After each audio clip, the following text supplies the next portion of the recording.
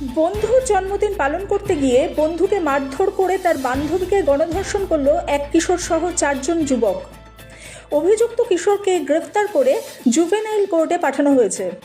বাকি 4 জন যুবককে গ্রেফতার করে মঙ্গলবার বিকেলে জলপাইগুড়ি কোর্টে ওঠানো হলে 4 জনকে 3 দিনের পুলিশি রিমান্ডে দেওয়া হয়েছে। মেটেলি ব্লকের একটি হিন্দি স্কুলের 10ম শ্রেণীর ওই ছাত্রের গণধর্ষণের ঘটনায় গোটা এলাকায় আলোড়ন পড়ে গিয়েছে। তবে মেটেলি থানার পুলিশ রিমান্ডে নিয়ে গোটা ঘটনার তদন্ত শুরু করে দিয়েছে। নিগৃহীত ছাত্রী শারীরিকভাবে সুস্থ থাকায় তার প্রয়োজনীয় স্বাস্থ্য পরীক্ষা করার পর এদিন তাকে জলপাইগুড়ি সরকারি হোমে পাঠানো হয়েছে। জানা গিয়েছে, সোমবার স্কুল ছুটির পর ওই ছাত্রীটি তার এক পুরুষ বন্ধুর সঙ্গে দেখা করার জন্য বন্ধুর জন্মদিন উদযাপনের জন্য স্কুলের পেছনে আসে।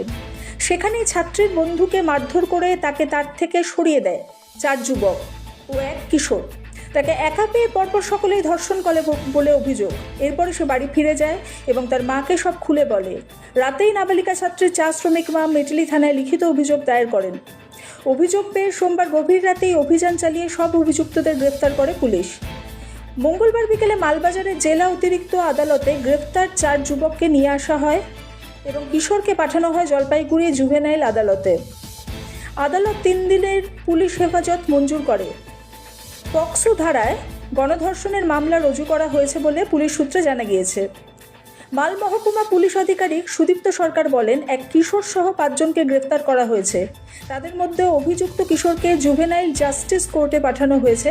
বাকি 4 জনকে কোর্টে পাঠানো হলে আমরা 3 দিনের রিমান্ডে নিয়ে এসেছি। আগামী 25 দিনের তদন্ত শেষ করে 90 দিনের কোর্টের ট্রায়াল শেষ করা হবে।